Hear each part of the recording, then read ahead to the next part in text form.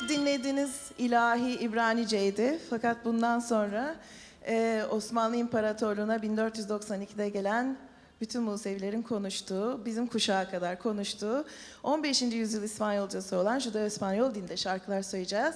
İkinci parçamız gitarist arkadaşımız Selim'in bestesi.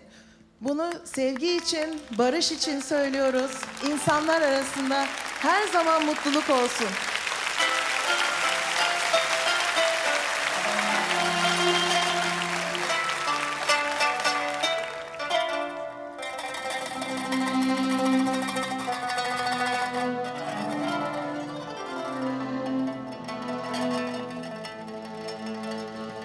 Camino feo de la muerte, por debajo nieve preta, pedazo de carbón quemado, el sol arriba en el cielo, ni árboles, ni pajaricos, ni flores, ni herbicidas.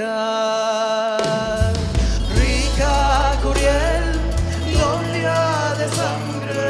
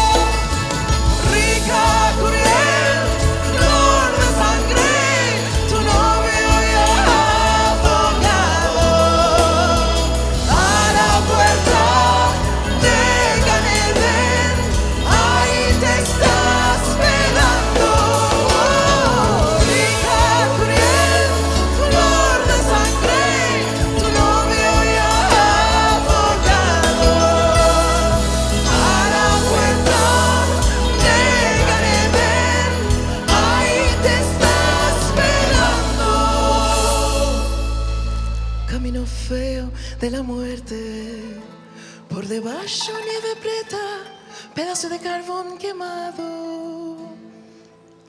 el sol arriba en el cielo,